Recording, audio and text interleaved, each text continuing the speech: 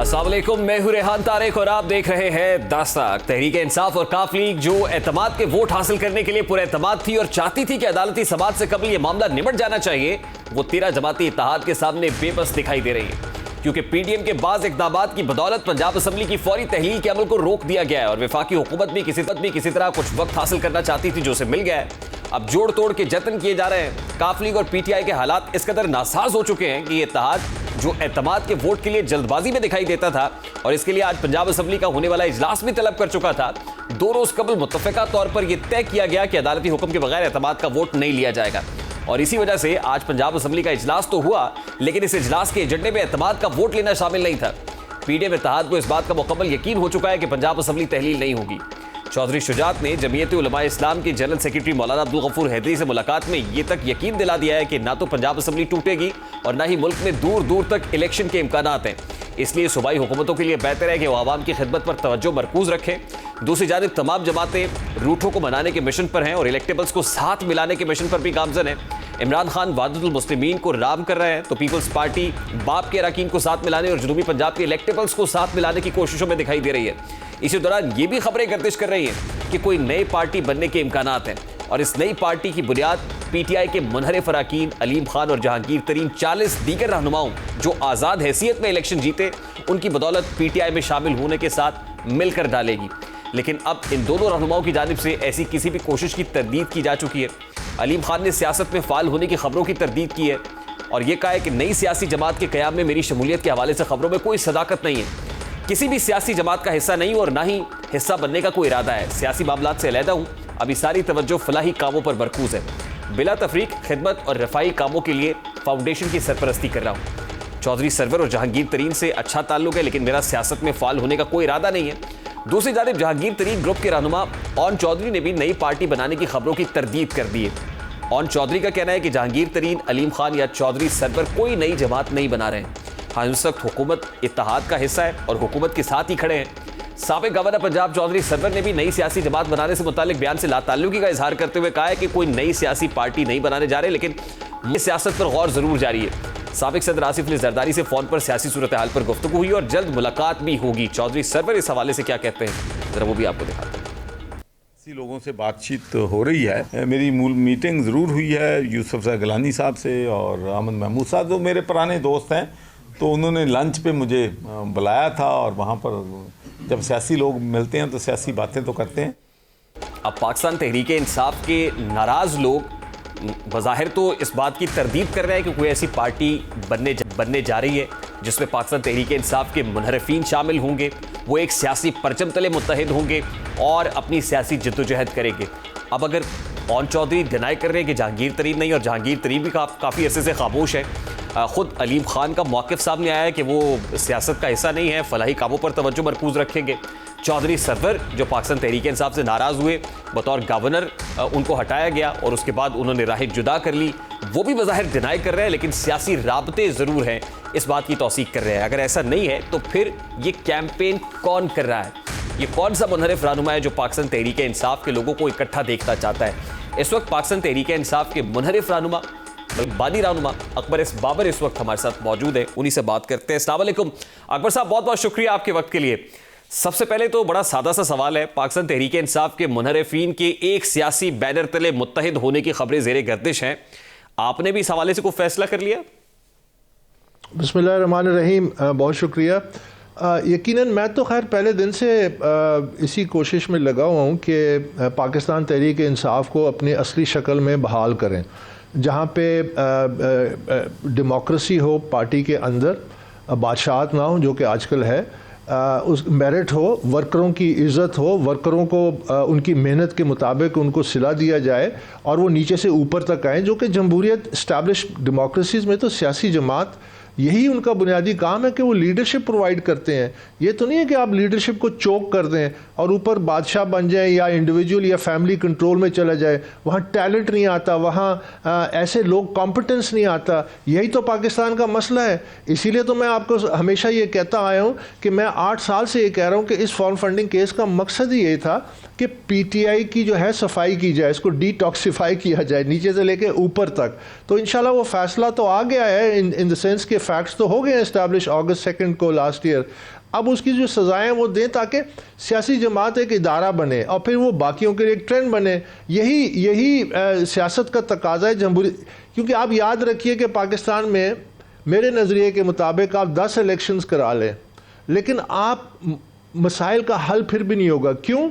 क्योंकि ये recycling waste जो है, उससे वेस्ट तो चेंज नहीं होता।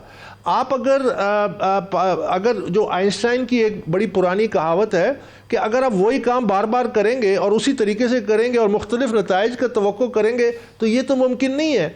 तो मेरा फोकस ये है कि इलेक्शन ज़रूर होने चाहिए, डेमोक्रेसी, आइन, लेकिन कहाँ है आइन की बालादस्ती? आइन तो कहती है कि जमहूर को मौका मिलना चाहिए कि अपनी लीडरशिप आप उनको ऑप्शंस देंगे तो वो सिलेक्ट करेंगे अच्छी लीडरशिप को।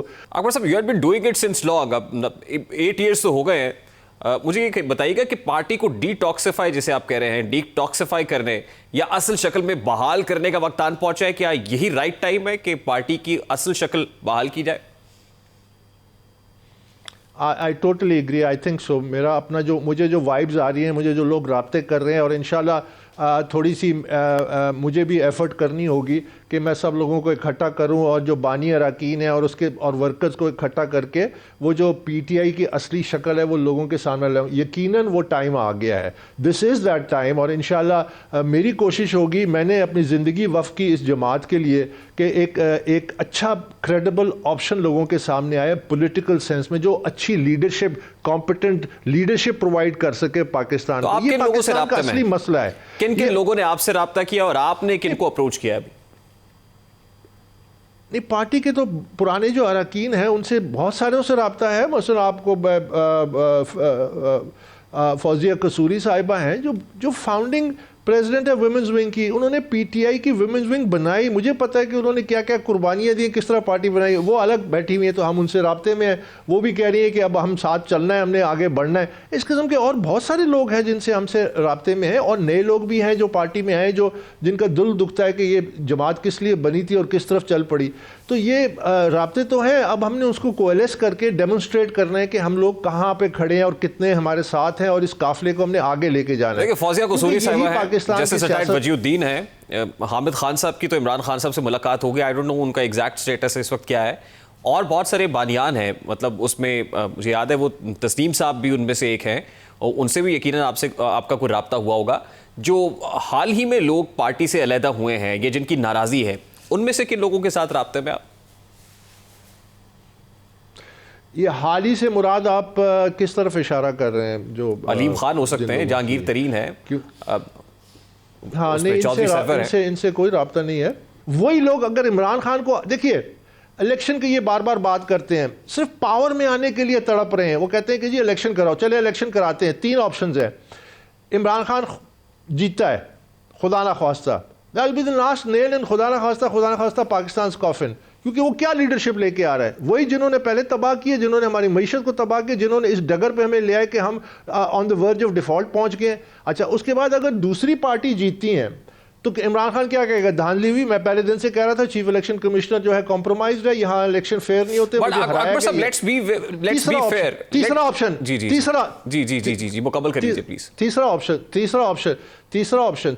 क्या है?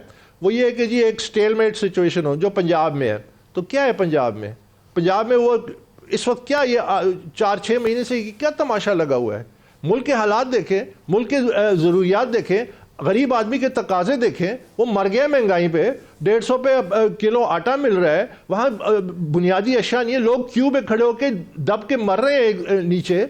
ये क्या कर रहे हैं? ये इक़्तिदार की जंग लड़ रहे हैं। इसके बावजूद इमरान खान के साथ लोग तो खड़े हैं, पॉपुलैरिटी तो इमरान खान साहब की बरकरार है, बल्कि बढ़ी है पहले से। रेहाम एक बात, ये देखिए, ये तो एक सब्जेक्टिव इशू है, कितनी बड़ी है कितनी नीचे हुई है। लेकिन पॉपुलैरिटी अगर मयार होती ना, और ये मैं इमरान खान के हवाले से नहीं कह रहा, मैं इस मिथ और इस आर्गूमेंट को ख़त्म करने के लिए, शैतान की भी बड़ी पॉपुलैरिटी है, शैतान की भी बड़ी फॉलोइंग है, तो क्या हम जानते बूझते हुए उसके पीछे चल पड़े? क्या हमें हकायक का नहीं पता? पहले तो मुझे पता था, जब मुझे पता चला मैंने तो स्टैंड लिया, मैंने तो अपना हक अदा किया इस मुल्क का। मुझे तो इन रिटर्न कुछ नहीं चाहिए, मैंने तो इन रिटर्न आज तक कुछ नहीं मांगा, किसी से नहीं मांगा। आप किसी पार्टी से रब्ता कर लें, मुझे क्या ऑफर नहीं आई, मुझे कौन सी पोजीशन ऑफ पावर की ऑफर नहीं मिली। मैं उसमें इंटरेस्टेड नहीं हूं। अकबर साहब, आपने 8 साल तक ममनुआ फंडिंग केस की जंग लड़ी है, और इस दौरान जब मैं आपसे पूछता था आप ये कहते थे कि इस केस का फैसला तब आएगा जब वक्त का तकाजा होगा। फिर हमने देखा कि इलेक्शन कमीशन ऑफ पाकिस्तान ने इस केस का फैसला भी सुनाया, एस्टैब्लिशमेंट भी पॉलिटिकल हुई, और उस वक्त से मुतालिक आप ये कहते हैं कि आपको अप्रोच किया जाता था, मुख्तदिर हलकों की तरफ से भी प्रेशर था कि इस केस को वापस ले लिया जाए। At this point in time Imran Khan साहब ये कह रहे हैं कि पॉलिटिकल इंजीनियरिंग हो रही है, और आप ये कह रहे हैं this is the right time. तो क्या इनका कंपैरिजन, यानी अगर हम डॉट्स को कनेक्ट करें तो क्या वाकई इसमें कोई हकीकत है कि अब आप ये समझ रहे हैं कि this is the right time जब पार्टी के जो बानी रहनुमा है, मुनहरिफ लोग हैं, उनको इकट्ठा किया जाना चाहिए? क्या वाकई पॉलिटिकल इंजीनियरिंग हो रही है? इमरान खान जो कह रहा है ना कि पॉलिटिकल इंजीनियरिंग, वो ये कह रहा है कि पॉलिटिकल इंजीनियरिंग मेरे लिए नहीं हो रही। अगर मेरे लिए आज भी होना तो वो आज भी उसको रैशनलाइज करेगा। मैंने आपके ही शायद प्रोग्राम में कहा था कि इसको जो बाइडेन का टेलीफोन आ जाए तो वो सारा रिजीम चेंज, वो सारी अमेरिकन कंस्पिरेसी, वो सब जाएगी इधर, और वो कहेगा पाकिस्तान के अजीम तर मफाद में मैं जा रहा हूँ उसे मिलने के लिए, क्योंकि वो बिल्कुल सिवाय अपने सेल्फ के वो उसके अलावा सोच नहीं सकता। वो सिर्फ उसको इक़्तिदार चाहिए। Is a celebrity looking for more fame. He has nothing to offer to Pakistan. उसने what has he given to Pakistan? You tell me. He's been in power 3.5 साल. What has he given to Pakistan? What has he given to the poor people of Pakistan? What has he given to strengthen institutions? What has he done to reform society? Nothing. He's ruined everything. So वो तो जो engineering की बात करें, वो आज भी मुझे ये बताइए कि जब ये नए आर्मी चीफ जब आ रहे थे तो ये मेरिट की बात करता था। 6 महीने इसने पूरी जद्दोजहद की, जुलूस निकाले, ये किया वो किया, सिर्फ इस वास्ते कि he wanted to have his own choice, और फिर बात करता था मेरिट का।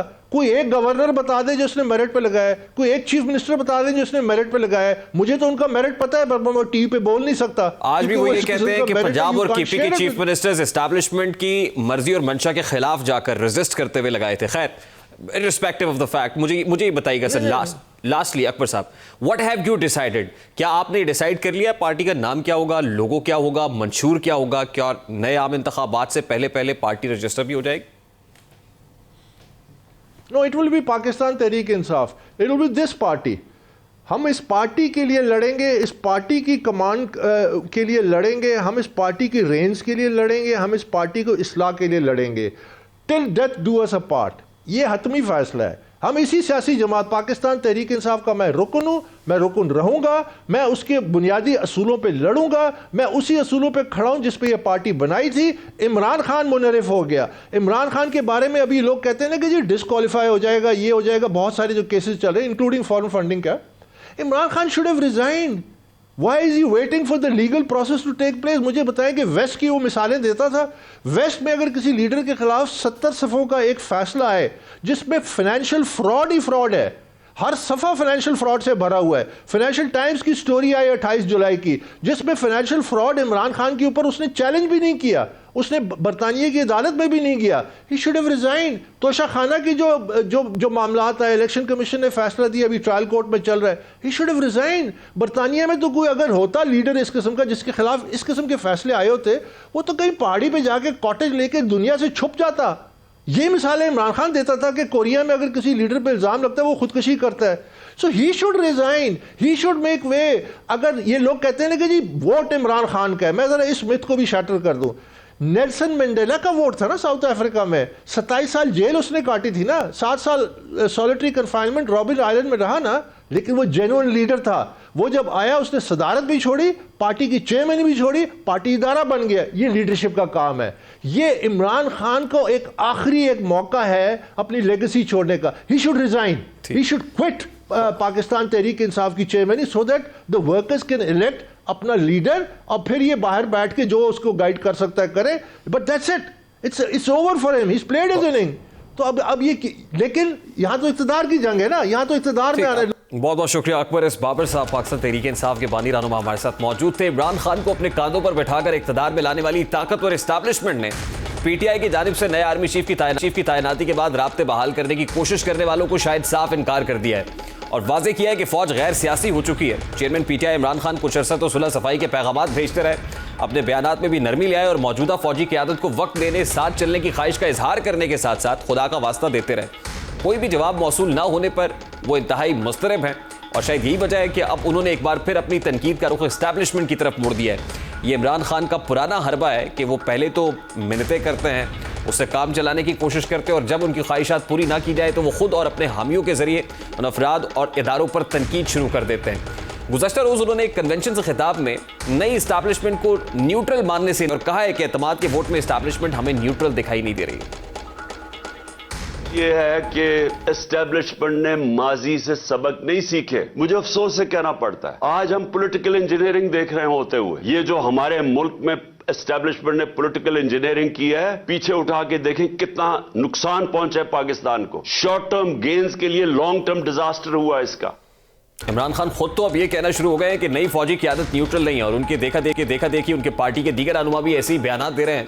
फवाद चौधरी ने कल निजी न्यूज़ चैनल के प्रोग्राम में ये कहा कि अगर फौज कभी न्यूट्रल हो ही नहीं सकती है और ऐसा दिखाई नहीं दे रहा है। इससे कबल उन्होंने बैनुल-अक़वामी इदारे को भी इंटरव्यू देते हुए नई और मौजूदा आर्मी क़यादत से के हवाले से बात करते हुए कहा कि फौजी क़यादत ने अभी जो ओहदा संभाला है, उम्मीद कर रहे हैं कि पॉलिसी में तब्दीली आएगी और इसमें कोई शक नहीं है। इस्टेब्लिश खान को हटाने में वाकई बहुत फाल किरदार अदा किया, ताकि साबिक आर्मी चीफ भी हमारी हुकूमत को घर भेजने में सरगर्म अमल रहे। तहरीक इंसाफ के सरबराह इमरान खान आज सियासी तौर पर जो कुछ भी हैं वो इदारों की जायज़ नाजायज़ सपोर्ट की वजह से हैं, लेकिन इमरान खान अब उन लोगों को तनकीद का निशाना बना रहे हैं जिनके इमरान खान पर एहसानात थे। शायद यही वजह है कि अब लोगों ने ना सिर्फ इमरान खान बल्कि सियासत से भी किनारा कशी कर दी है। लेकिन इमरान खान अब भी कभी तुंदो तेज़ बयानात और कभी सुलह के पैगामात से इस्टेब्लिशमेंट से सियासत में दखल अंदाजी करने की दावत दे रहे हैं। अब ये कोशिश किस हद तक कामयाब हो पाती है ये तो वक्त ही बताएगा। अभी एक ब्रेक लेंगे और ब्रेक के बाद जब वापस आएंगे, इलेक्शन कमीशन ऑफ पाकिस्तान का कराची में बल्दियाती इंतखाबात से मुताल्लिक एक अहम फैसला आया है। इस फैसले पर बात विक मेयर कराची MKM पाकिस्तान के सीनियर रहनुमा वसीम अख्तर हमारे साथ मौजूद होंगे। इस ब्रेक के बाद हमारे साथ रहिए।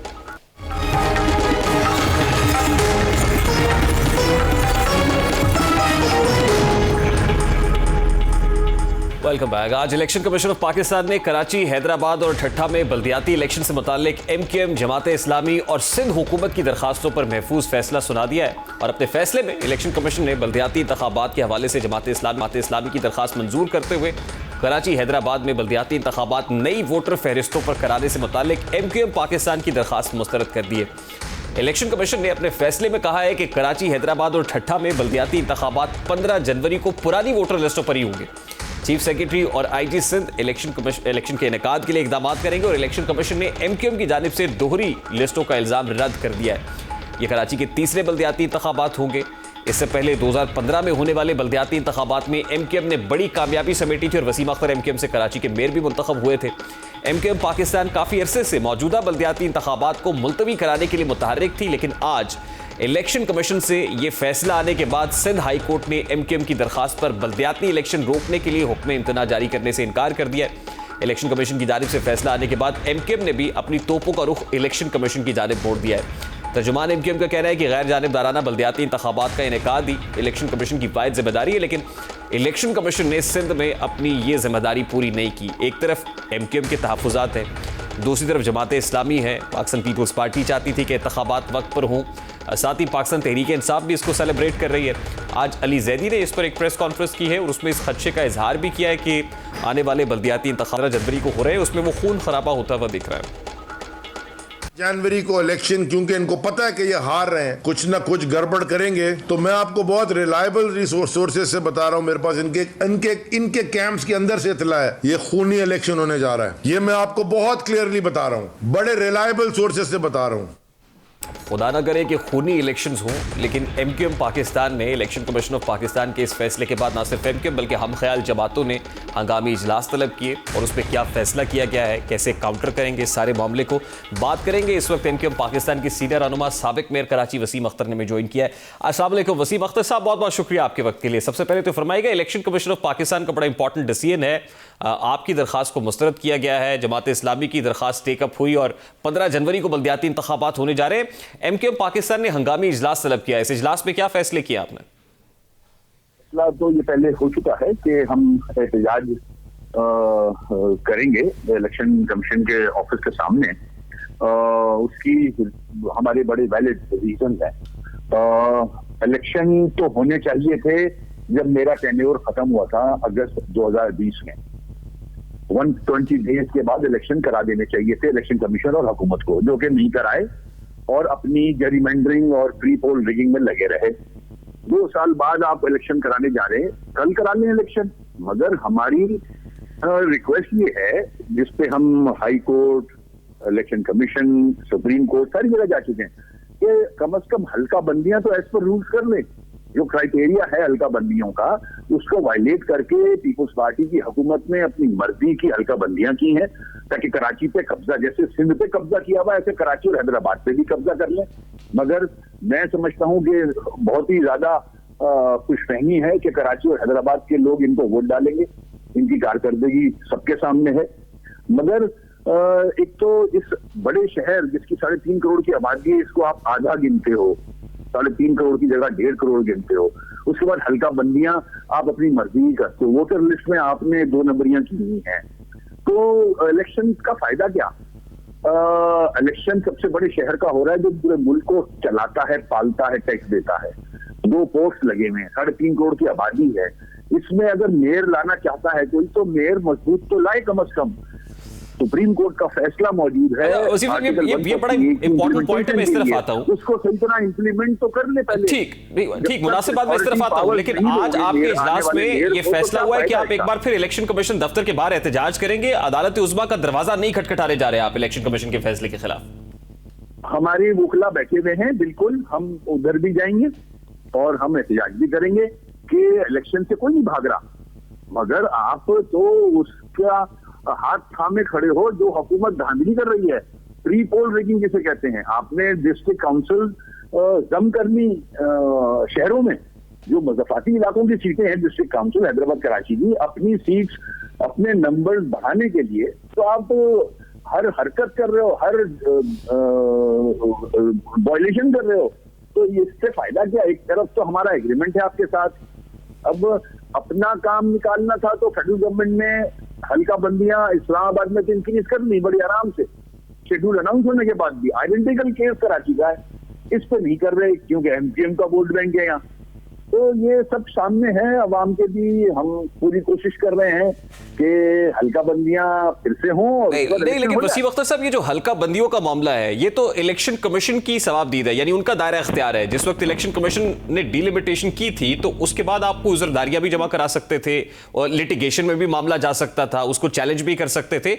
ये हुकूमत का मैंडेट तो नहीं है हल्का बंदी करना। अगर आप 2013 का SLGA देखें तो 10(1) एक सेक्शन है जिसमें हुकूमत ने अपने पास पावर्स लिए हुए हैं, अपनी मर्जी के यूसीज के नंबर्स इलेक्शन कमीशन को भेज देते हैं और इलेक्शन कमीशन पाबंद है कि उन्हीं पॉपुलेशन पे यूसीज बना देगा वो। और फिर 14-15 साल से इस सूबे पे काबिज हैं, तो सारी जगह ताल्लुकात हैं। इलेक्शन कमीशन में जो इनके सिंध के मेंबर हैं मौजूद, वो भी इन्हीं की पार्टी से ताल्लुक रखते हैं। तो फिर सारे मामला इनकी मर्जी से तय हो रहे ना मेरे भाई। तो ये इल्जाम तो वैसे ही है जैसे इमरान खान साहब वफाकी हुकूमत पर इल्जाम लगाते हैं कि इलेक्शन कमिश्नर वफाकी हुकूमत की बी टीम बना हुआ है। तो आप ये कह रहे हैं कि यहां पर जो सूबाई इलेक्शन कमिश्नर है वो पाकिस्तान पीपल्स पार्टी की बी टीम बना हुआ है, तो क्या आपको इंतहाई इकदाम भी उठा सकती है एमकेएम? इसमें दो राय हो नहीं सकती। अगर इलेक्शन कमीशन इतना सीरियस था तो मेरा पहला सवाल है कि आपने 120 डेज में मेरे टेन्योर खत्म होने के बाद इलेक्शन क्यों नहीं कराए?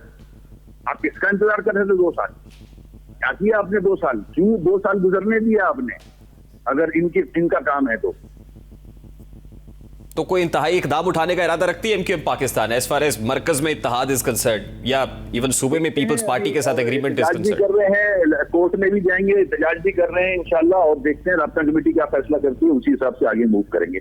आज अली जैदी साहब ने यह कहा कि वो बल्दियाती इंतखाबात में खून खराबा होता हुआ देख रहे हैं। खुदा ना खास्ता कुछ ऐसा आप भी देख रहे हैं? अल्लाह ना करे ऐसा हो, मगर हालात जैसे हैं, अब जिस दिन इलेक्शन है यहाँ उस दिन क्रिकेट का मैच भी है स्टेडियम पे, तो सिक्योरिटी जो है वो तो मैच पे लगी रहेगी, लोग वोट थोड़ी डालेंगे, जाके मैच देखेंगे। तो अजीब हाल है यहाँ हमारा, तो अल्लाह हाफिज है इस शहर का भी। लास्टली सर ये बता दीजिएगा कि कब तक वो पिटीशन तैयार कर लेंगे या एहतजाज के हवाले से टाइमलाइन वज़ा कर लेंगे? 11 को एहतजाज कर रहे हैं इलेक्शन कमीशन के सामने। ठीक, और पिटीशन उससे पहले आ रही है? अभी मेरी मुलाकात एक मीटिंग के बाद दूसरी फाइनल मीटिंग तो हुई नहीं है वोकला पे, आज रात तक पता चलेगा उनसे क्या हो रहा है। बहुत बहुत शुक्रिया। साबिक मेयर कराची एमक्यूएम पाकिस्तान के रहनुमा वसीम अख्तर हमारे साथ मौजूद थे। अभी एक ब्रेक लेंगे और ब्रेक के बाद जब वापस आएंगे तो कहावत है कि रोटी बंदा खा जाती है, आटा आम आदमी की दस्तरस से बाहर हो रहा है। अब लोग लाइनों में लगे हुए हैं, यहाँ तक रोटी ढूंढते ढूंढते, आटा ढूंढते ढूंढते मौत को भी गले लगा चुके हैं। अभी ब्रेक लेते हैं, ब्रेक के बाद वापस आएंगे। ये आटा क्यों अदम दस्तयाब है, इस पर बात करेंगे।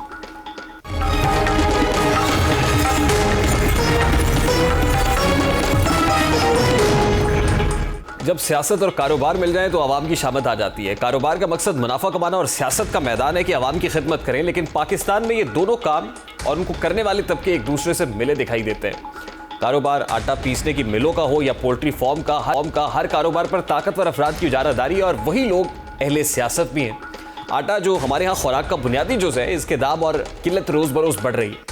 हुकूमत की जानिब से आवाम को रियायती नरखों पर आटा फराम करना, सरकारी नरखों पर फराम करने के ऐलानात तो किए जा रहे हैं, लेकिन अमल होता दिखाई नहीं दे रहा। यूं आटे के नर्ख मार्केट में दोगुना से भी ज़ायद हो चुके हैं। मार्केट में फी किलो आटा 165 रुपये के करीब बिक रहा है।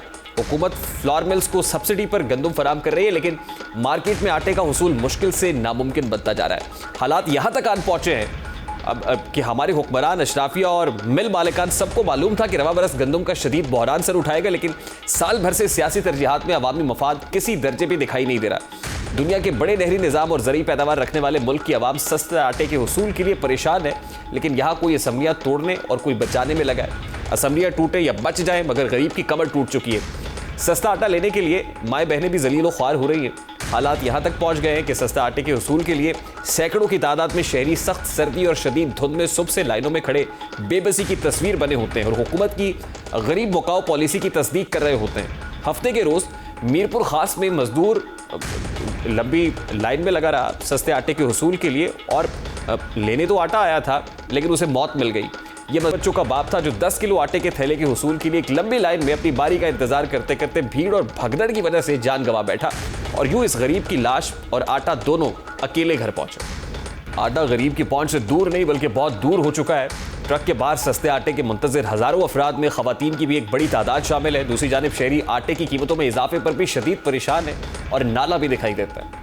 अब गंदम का बहरान आएगा ये सबको मालूम था, मीडिया ने भी बहुत शोर किया, लेकिन इस हवाले से कोई मैनेजमेंट दिखाई नहीं दी, बल्कि ये मज़ीद मिसमैनेज हुआ, बैड गवर्नेंस का शिकार हुआ, पुअर परफॉर्मेंस भी अगर इसको कहा जाए तो शायद बेजा नहीं होगा, और यही वजह है कि अवाम आज जलील और रुस्वा हो रहे हैं। दूसरी तरफ एक इंपॉर्टेंट न्यूज़ है जिनेवा से, जहाँ सैलाब मुतासरीन की बहाली के कामों के लिए कुछ पैसे इकट्ठे करने के लिए जिनेवा कॉन्फ्रेंस जो यूएन और पाकिस्तान की मेज़बानी में जिनेवा में हो रही है, वहाँ से खबर ये आ रही है कि 8.5 बिलियन डॉलर्स प्लेज किए गए हैं मुख्तलिफ ममालिक की जानिब से। यानी जो प्री लंच सेशन था उसमें 8.5 बिलियन डॉलर्स प्लेज हुए हैं, यानी वादा किया गया, यकीन दहानी कराई गई है कि वो 8.5 बिलियन डॉलर्स देंगे।